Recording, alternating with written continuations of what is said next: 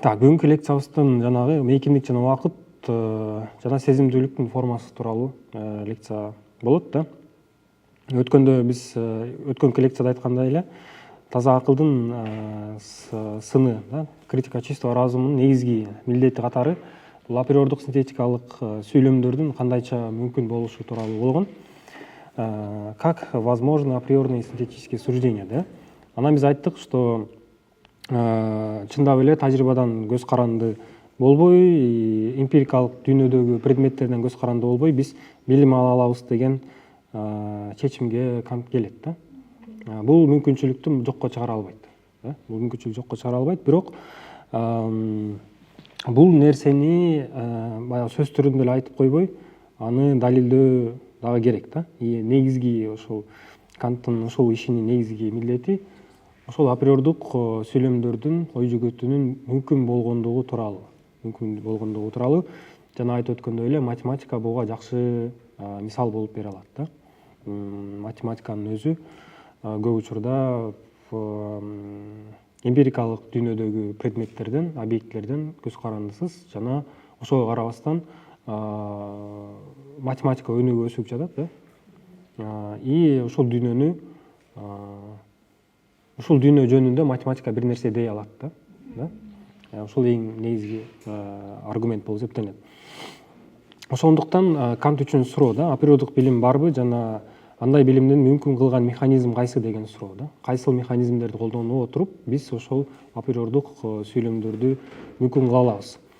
И бүгүнкү биздин ракурсубуз да, таза акылдын сынындагы таанып билүү жөндөмдөрү тууралуу трактатты карайбыз. И бүгүнкү лекциябыздын борбордук жалпы милдеттери катары биринчи, Кантта сезимдүүлүк деген эмне экенин түшүнүүбүз керек. Понять, что такое чувственность у Канта, да? Сезимдүүлүк же сезим деген нерсе Кантта кандай түшүндүрүлөт? Ушул суроо биринчи болмокчу. Экинчи, сезимдүүлүк теориясы эмнеге мейкиндик менен убакыттын сезимдүүлүктүн априордук формалары катары деген тезиске алып келерин көрүшүбүз керек да. Башкача айтканда, убакыт менен мейкиндик эмне үчүн сезим аркылуу кабыл алынган априордук формага келип калат дегендей да. Эмне үчүн акылга эмес, именно сезимге мейкиндик менен убакыт байланат да. Бул өтө чоң суроо да. Мен үчүн дагы, силер үчүн да суроо болуш керек. Эмнеге акылга салып карап көрсөк, да, здравый смысл деп коет го. Ошого карап көрсөк, мейкиндик менен убакыт бул акылга тиешелүү нерсе катары кабыл алынат да. Бирок Кантта бул сезимге байланган нерсе. И үчүнчү, математиканын мүмкүнчүлүгүн кандайча түшүндүрүп, аңдап алсак болот да. Биз жана жөн эле айттык, что математиканын априордук билим катары карасак болот, бирок бүгүн ошону бир аз кененирээк ачканга аракет кылабыз да. Демек, ушул 3 маселени караш үчүн кийинки этаптарга өтөлү да. Айтып өткөндөй эле таанып билүү жөндөмүбүздүн, адамдын таанып билүү жөндөмүнүн 2 түрү бар дедик да. Сезимдүүлүк жана акыл эсибиз. Сезимдүүлүк жана акыл эсибиз бул адамдын өзүнө тиешелүү болгон когнитивные способности познания мира деп коебуз. Когнитивдүү таанып билүү жөндөмдүүлүгүбүз да. Бул адамзаттын 2 таанып билүү бутагын айтсак болот. Сезимдүүлүк, sinnlichkeit, эгер туура окуп аткан болсом, немис тилин билбейм да. Жазылыш боюнча ушинтип турат да. Сезимдүүлүк предметтер бизге берилген жөндөм да. Способность, через которую предметы нам даются. Предметтер бизге ошол сезимдүүлүк аркылуу келет, же болбосо ачылат, же карай алабыз деген идея болуп атат да. И акыл эс, да, verstand, рассудок орусчасы. Бул берилген нерсени ой аркылуу түшүнүп жоромолдоочу жөндөмүбүз да. Способность, через которую мы мыслим то, что дано. Биринчисинде предметтер бизге жөн эле берилет, экинчисинде биз ошол предметтердин үстүнөн түшүнүү, жоромолдоо жөндөмдүүлүгү жөнүндө сөз болуп атат да. Кант үчүн бул сезимдүүлүк же болбосо сезим биздин адамзаттын таанып билүү жөндөмүнүн мындай төмөнкү катмарына коет да. бул деген сөз бул жаман деген нерсе сөз эмес. Просто классификацияга келгенде бул төмөнкү катмарына кирип калат да. Сезим бул төмөнкү жөндөм деп аталат да. Бул эми жана айткандай эле моралдык мындай сезимдүүлүк бул нарагыраак эмес. Бул ушундай эле мындай жакшы позитивдүү түрдө эле кабыл алыш керек да. Көбүнчө ошо структуралык маанисинде айтылат. Ал эми пассивдүү анткени сезимдик мазмун пайда болуш үчүн предметке бизге таасир этиш керек деген жерин айтат да. Демек сезимибизде бир нерсе пайда болуш үчүн предмет ошол сезимге таасир этиш керек да. Демек бул пассивдүү кабыл алуу да. Дүйнөнү пассивдүү кабыл алуу бул сезимдик кабыл алуу да. Түшүнүктүү, то есть экиге бөлдүк. Бул сезимдүүлүк жана акыл эс. Сезимдүүлүк бизге биринчи предметтер жөнүндө бизге ачылат. Ал нерсенин үстүнөн ойлонгонубуз бул биздин акылыбыз. Ушул эки категориянын негизинде биринчиси бул төмөнкүсү сезимдик, ал эми андан кийинкиреги бул акыл эс болуп калат. Бул дегенибиз баягы моралдык жактан эмес, структуралык жактан. Анткени Канттын ою боюнча биздин сезимибизде предметтер пайда болуш үчүн ошол предмет биздин сезимибизге таасир этиш керек да. А не наоборот, да, получается. Хорошо. Теперь терминдерге келебиз. Азыр бир аз скучныйраак болушу мүмкүн. Сезимдүүлүктү түшүнүш үчүн бизге кээ бир терминдерди түшүнүп алышыбыз керек болот. Биринчи орусчасынын эмеси немисчеси немисчесин айтыш кыйын болот азырчы. Аншаунг, да? Орусчасы созерцание. Созерцанияны мен болсо азыр не деп котордум? Созерцание бул көз чаптыруу, ойлоо, кароо, толгонуу, байкоо же медитация деген мааниде да. Созерцание туюм, наглядный туюм, же болсо көз чаптыруу, ойлоону, толгонуу, байкоо деген сыяктуу мага берип атат да. Немеде тамга софт деген немеде. Көз алдында элестетүү деген сыяктуу которот. Созерцанияны көз алдында элестетүү? Көз алдында элестетүү. Көзгөндөрдү мисал келтирген деген аттын үстүнө байкана баардык нерсени көзүбүздүн алдыбызда элестетип. Туура эле окшойт, да? Эгер ушундай болсо, анда ушундай болсо. Мисалы, Юдахинде айтылып атат да, созерцать, сырттан эле жайбакыракат байкоо, кыялга батып сүзүлүп кароо, созерцать природу, жаратылышты сырттан эле жайбакыракат байкап туруу да, созерцать деген мааниде айтылып атат. Ошондо сезимдүүлүк бул ушул не дедиңиз? Көз алдыңызда элестетүү. Көз алдында элестетүү менен байланыштуу да. Биз предметти көргөндө, да, укканда, кармап сезгенде, аны сезим аркылуу мындай кармап көргөндө мындай сезебиз да.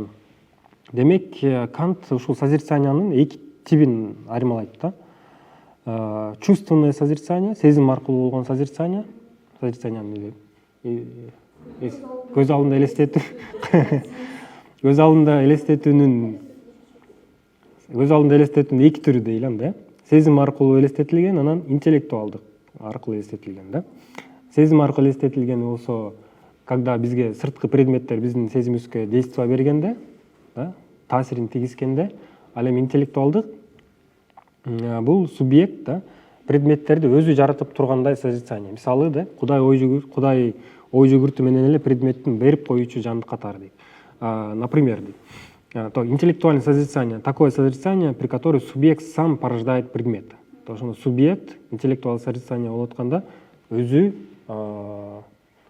предметти, да, жаратат деген же. Мисалы, например, дейт, да, Бог как существо, который мыслит и этим дает как предмет. Мисалы, Кудай жөнүндө ойлонуп атканда, предмет как бы чувственный мирден берилген жок да бизгечи. Биз ошол интеллектуальный ойлонуп атканда, созерцание кылып атканда, Бог деген понятияны предмет катары кабыл алдык дагы, мындан аркысы ошол Бог как интеллектуальный созерцаниянын предметти катары кете берет деген же, да. Так. И Канттын ою боюнча, как раз интеллектуальное созерцание, да, интеллектуальное созерцание адамга мүмкүн эмес деген жерин айтат да. Интеллектуалдык созерцание. Интеллектуалдык созерцание адамга тийиштүү. Жок, ошондой түрү бар дейт, бирок ал адамга, адамдын жөндөмү ага жетпейт деген. Адамдын жөндөмү жетпесе, анда бул кайдан пайда болду? Интеллектуалдык созерцание деген. Как допущение пайда болду, да? Как интеллектуалдык мыслительный процесс катары пайда болду, да? Бирок в реальности она нету дегенден айтат, да? Ал бул деген сөз биздин созерцаниябыз ар дайым сезимдерден көз каранды деп атат. Интеллектуалдык бизде созерцание мүмкүн эмес. Биздин көз созерцаниябыз, элестетүү дейсизби? Көз алдын элестетүү. Бул макул элестетип көрсөңүз, эмнени элестете аласыз? Ал сезимдик нерсе кабыл алынгандан кийинки сиздин образыңыз болушу мүмкүнбү? Мурдагы опытыңыздан чыккан нерсе. Анда бул нерсеге кандай мисал келтиребиз? Кайсы нерсе?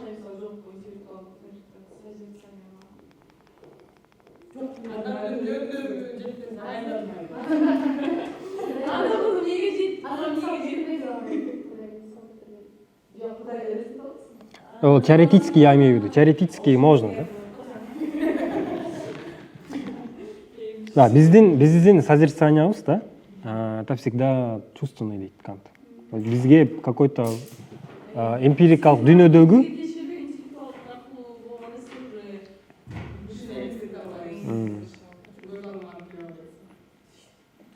биздин сезим аркылуу кабыл алынган көз алдыбызды элестетүүбүз бизге сырткы предмет бизге действие бергенде, да, тийишкенде анан пайда болот деген идея. Да, хорошо. Экинчи, андан кийинки дагы бөлүктөрү орусчасын айтайын азыр. Ощущение, явление и восприятие. Үчөө. Ощущение, туюм деп котордум. Сезүү, туюм. Ощущение, сезүү, туюм, явление. Явление, кубулуш, көрүнүш, да? Көрүнүш, кубулуш, да. Көрүнүш, кубулуш и восприятие. Да. Өздөштүрүү, түшүнүү, билүү деген мааниде. Ощущение, явление, восприятие. Ошол үч нерседен биздин сезимдүүлүгүбүз турат дейт.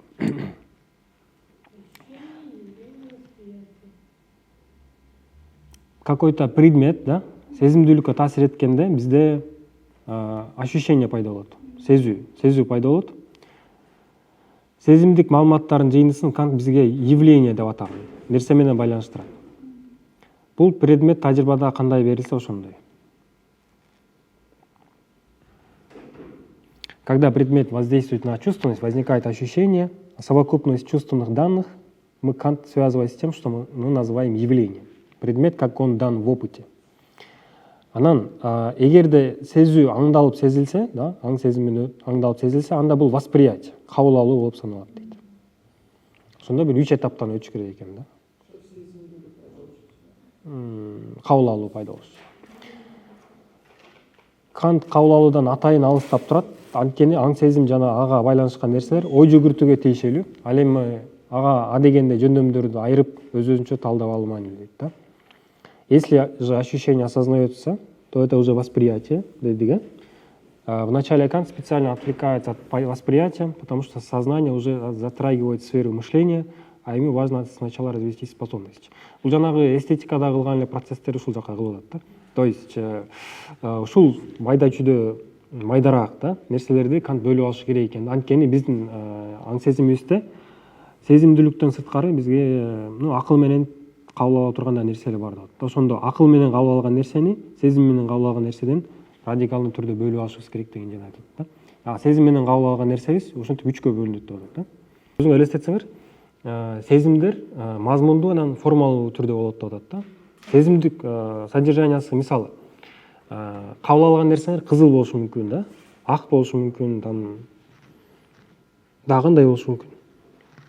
Даам деген мисалы таттуу болушу мүмкүн, ачуу болушу мүмкүн. Бул эмне жөнүндө сөз болуп атат? Бул мазмун жөнүндө сөз болуп атат, да. Кабыл алган нерсебиздин мазмуну жөнүндө болуп атат, да. Бул жерде форма жөнүндө сөз жок болот, да. Бул жерде мазмун жөнүндө сөз болот. И Канттын убагында мен эметсем 5 адамдын сезүү органы бар. Ошо 5 сезүү органы бул сезүүнүн кандайлыгын көрсөтөт да. Эмне болгон нерсе бул деген вопрос. Содержаниясы. Бирок Кантка содержаниясы көп мындай кызыксыз, буга формасы кызыктуураак болот да. Ошол көп содержание мазмундар кантип иреттелген деген суроону коюп атат да. Алардын последовательности кандай да, иреттүүлүгү кандай, и жайгашуусу кандай, жана башка деген вопросторду коюп атат да. Ал кызыл, сары, жашыл бир объекттерди көрсөңөр, ал жерде ошол кызыл, жашыл болуп тургандын местосы бар да, пространство. Туурабы? Барбы? Бар болуш керек, э? Анан Кант айтып атат да, бул кызыл, сары экени, понятный да, түшүнүктүү. Бирок ошол кызыл, сары кылып бөлүп турган бир форма бар деп атат да. Ошол кызыл, сары экенин айырмалап бөлүп турган бир форма бар деп атат да. И вот ошол форма Кантка кызыктуураак болуп атат да. И ушул жерден Кант негизги тезисин айтып атат да. Эң терең деңгээлде дейт, көрүнүштөрдүн формасы мейкиндик жана убакыт берет дейт да. Башкача айтканда, ошол мазмунду и форманы убакыт менен мейкиндик түзөт деген идеяны айтып атат да. Мазмун өзүнүн формасын мейкиндик жана убакыт аркылуу алып атат деген идеяны айтып атат да. Эгерде мейкиндик менен убакыт болбогондо, жанагы опытта берилген чувственный опытта берилген нерселер беспорядочный өрөөндө берилип калмак деген да. Чаржайт, хаос түрүндө берилип калмак дейт да. Демек бизге берилген опыттар биздин мейкиндик менен убакытка байланган үчүн ошондой түрдө берилип атат деген идеяны айтат да. Демек, башкача айтканда, биздин убакыт менен мейкиндик биздин сезимдүүлүктү кабыл алууга априордук болгон үчүн биз дүйнөнү көргөндө, бизге воздействие кылганда сырткы предметтер уже упорядоченный түрдө келет деген идеяны айтат да. Анткени ал жерде форма бар да. Убакыт менен мейкиндик адамга гана тиешелүү болгондуктан, и сезимге тиешелүү болгондуктан бизге тажрыйбадагы нерселер ошол убакыт менен мейкиндиктин формасына салынып турган ачылат деген идеяны айтып атат да. Не как в прямом смысле. Түз ачылбайт деген идеяны айтып атат да. И вопрос формасы болгондугу үчүн тажрыйбаларды иреттүү түрдө кабыл ооба, ошол идея. Иреттүү түрдө кабыл ала алабыз деген идея. Эгерде ошол болбогондо, анда иреттүүсүз кабыл алып калмакпыз да. Азыр мындагы тереңдетебиз да. Мейкиндик жана убакыт сезимдүүлүктүн априордук формалары катары да. Кант мындайча ой жүгүртөт. Так, азыр сезүүлөрдүн мазмундук учурлары тажрыйбадан келет дедик да. Апостериордук, туурабы ушундай да. Сезүүлөрдүн мазмундук учурлары тажрыйбадан келет да. Туура да. Содержательный момент ощущения приходит из опыта. Эгер сезимдүүлүктө априордук нерсе болсо, ал мазмунга эмес, формага гана тиешелүү болушу мүмкүн дейт. Эгер сезимдүүлүктүн формасы мейкиндик жана убакыт болсо, анда логикалык тыянак мындай. Мейкиндик жана убакыт сезимдүүлүктүн априордук формулалары.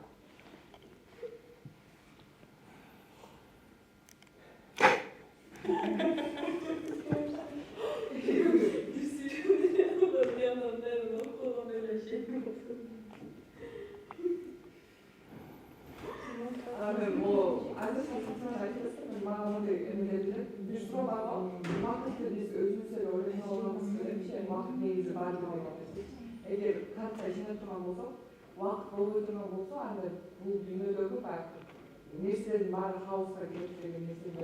Точно. Да. Анткени эмне жоголот? Убакыт эмне бул? Убакыт эмне бул? Жок, убакытты кандай түшүнөсүз? Мисалы, Тил философиясы менен немецкий философия убакыттын чембердигинде бар да, туурабы? Демек, бул эмне деген сөз? Расписание боюнча бирөө биринчи болот, бирөө экинчи болот да. Значит, бул эмне деген сөз? Тартип же ирет, же болсо последовательность. Убакыт бул ар дайым последовательность дейт.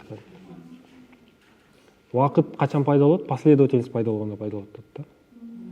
Последовательность жок жерде, дүйнөдө последовательность барбы? Биз билбейбиз да.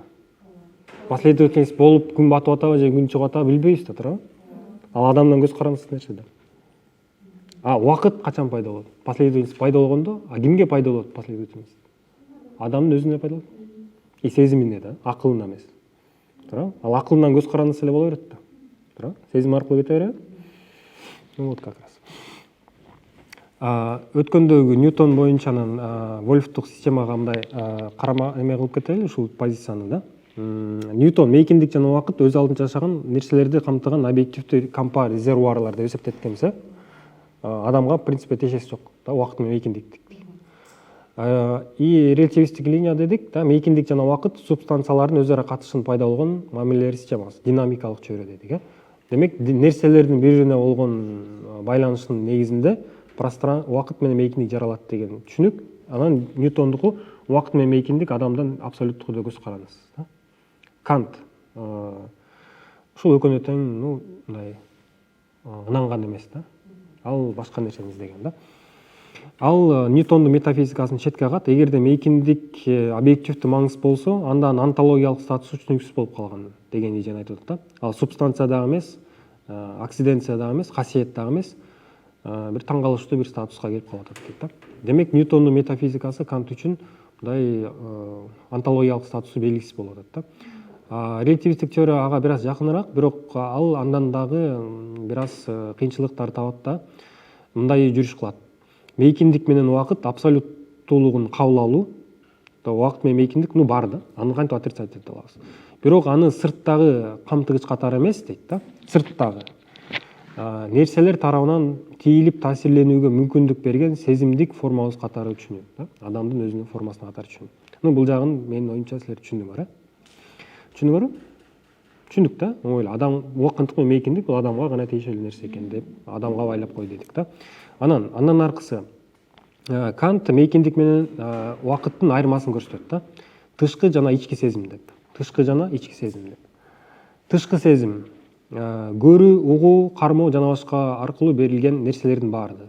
Ички сезим бул субъекттин абалдары да. Эмоциялар, эскерүүлөр, ички туюм, орусча айтканда переживаниялар.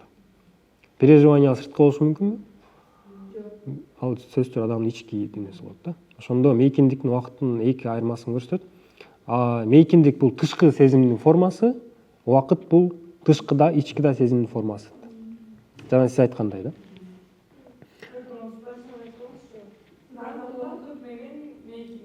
Айырмалайт. Тышкы сезимдер бул көрүү, угуу, кармоо, обаяние да, сезүү, тамак сезүү деген сыяктуу сырткы биздин кабыл алуу, кабыл алынган нерселердин баардыгы да. Ички сезимдер бул субъекттин абалдары да, эмоцияларыбыз, эскерүүлөрүбүз, ички туюмдарыбыз, кыйналгандарыбыз десек да болот да.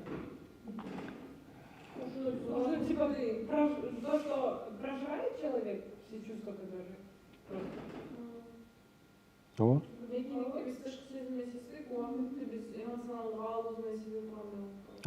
Убакыт бул тышкыдагы ичкида дүйнөгө сезимдин формасына тиешелүү да. Мейкиндикте тышкы сезимдин формасы гана бар. Өтө майдалап кетти көрдүңөр да. Эмоцияларды мейкиндик координаттар менен сүрөттөө кыйын дейт Кант. Бирок убакыт боюнча оңой дейт. Пайда болду, күчөдү, басаңдады деген сөздөр айтыла берет го. Пайда болду, күчөдү, басаңдады деп айта беребизби?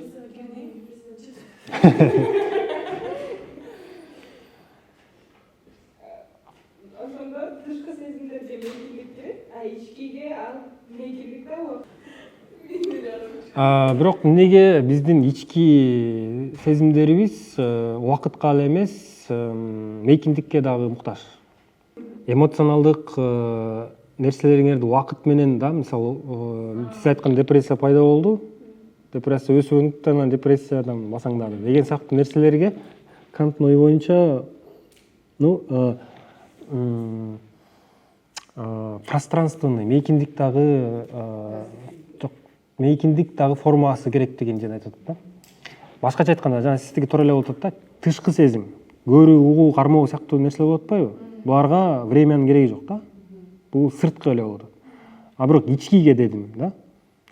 Ички сезимге убакыт да бул. Убакытка тышкыдагы, анан ичкидагы сезимдин формасы болуп атат да.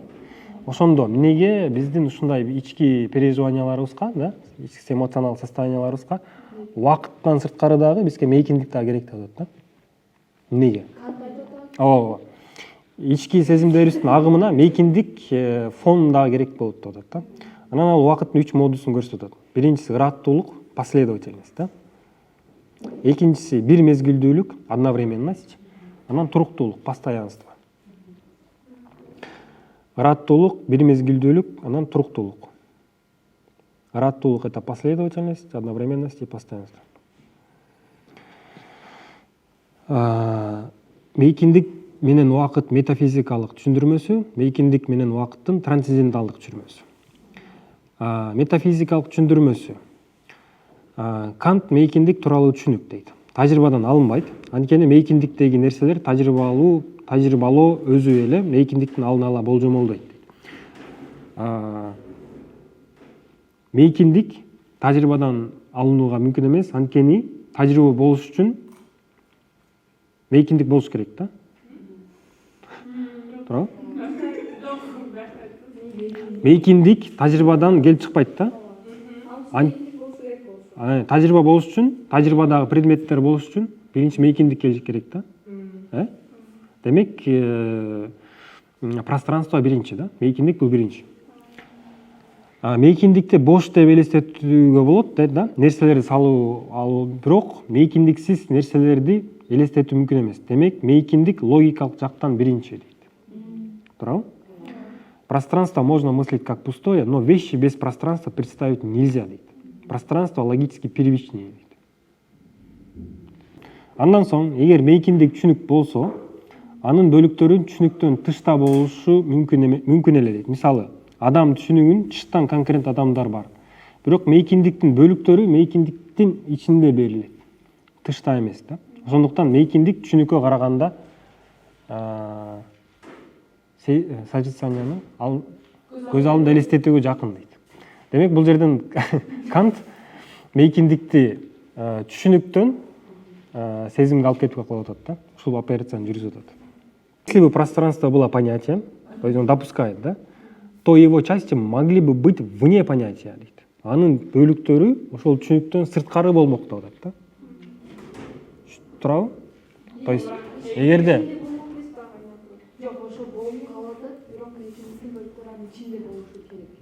но части пространства держатся в самом пространстве, а не снаружи. Поэтому пространство ближе к созерцанию, а не к понятию дейт.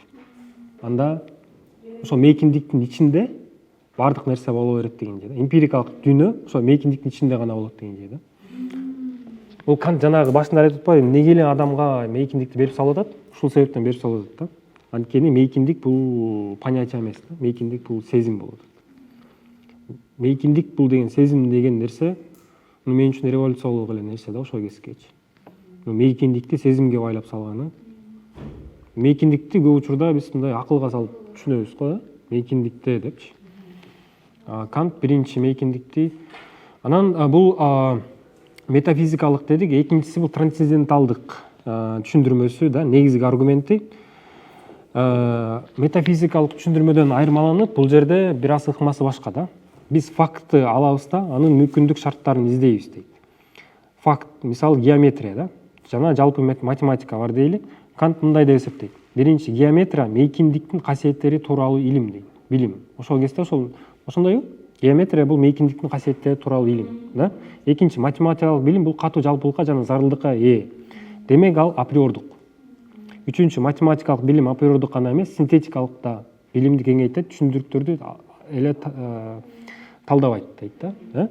Андан кийинки анын Канттын ойлонуусу, эгер мейкиндик объективдүү болсо, тажрыйба аркылуу гана таанылса, геометрия эмпирикалык илим болмок. Бирок ал априордук. Бул нерсе жарабайт деп атат да. Эгер мейкиндик объективдүү болуп, адамдан көз карандысы болуп объективдүү болсо, тажрыйба аркылуу гана таанылса, геометрия эмпирикалык илим болмок да, туурабы? Бирок ал геометрия Кант боюнча априордук да. Демек, бул нерсе жарабайт деп атат да. Мейкиндикти априоржение кылып атат да. Мейкиндикти как абсолюттуу объективность катары Кант жарабайт деп атат да. Мейкиндик бул адамга гана тиешелүү нерсе дейт. Экинчи, эгер мейкиндик түшүнүк болсо дейт, геометрия аналитикалык болмок дейт. Түшүнүктү талдоодон чыккандай дейт. Бирок Кант аны синтетикалык дейт. Демек, жарабайт дейт да. үчүнчү жол гана калат дейт. Мейкиндик сезимдик созерцаниянын да, сезимдик кабыл алуунун априордук формасы. Ошондуктан математикалык билим бир учурда эле априордук жана предметтер тууралуу. Демек синтетикалык боло алат дейт. Анан негизги натыйжа трансценденталдык идеализм жана вещь в себе деген понятие. Эгер мейкиндик менен убакыт сезимдүүлүктүн формалары болсо, анда тажрыйба предметтери мейкиндик убакытта берилген нерселердин баары катуу мааниде өзүндө нерсе болуп эсептеле албайт дейт. Вещь в себе деп эмне деп аттык эле? Нерсе өзү менен өзү деп аттык эле. Демек, Кант эки нерсени айырмалайт да. Явление, көрүнүштөр, это ноез, феномен. Феномен нерселер бизге мейкиндик менен убакытта кандай берилсе ошондой. Феномен да. Анан орусчасы вещь в себе да, либо вещь сама по себе. Өзүндөгү нерселер же бир нерселер өзү менен өзү. Адамдын кабыл алуудан көз карандысы бар болгон нерсе.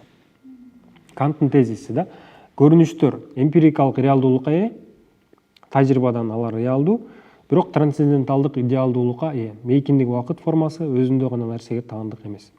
Ошондон улам атактуу ой чыгат. Өзүндө нерсе кандай экенин айта албайбыз. Анткени биздин ар бир образ мейкиндик жана убакыт аркылуу алдын ала формаланып калат дейт. Бул жанагы эле идеялар да. Дүйнө экиге бөлүнсөк болот да. Феномен и номен. Феномен биздин убакыт менен мейкиндикте кандай берилсе ошондой. Вещь в себе, да, нерсе өзү менен өзү кандай болсо, ал биздин адамдык кабыл алуудан көз карандыс болгон нерсе да. Биздин дүйнө таанымыбыз ага жетпейт да.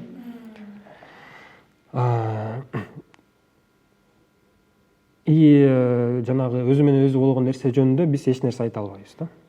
Анткени биздин образыбыз, дүйнө таануу образыбыз мейкиндик жана убакыттан көз каранды. Ошол аркылуу формадан чыга албайт деген идея да. Ну вот главный идеясы ушул да. Эң башкысы Канттын сактап калгандыгы бул мейкиндик менен убакытты сезимдик форма катары сактап калыш. Вот ушул интересно. Кандай деп ойлойсуңар? Туура элеби? Кант айтып аткандай туура деп койду.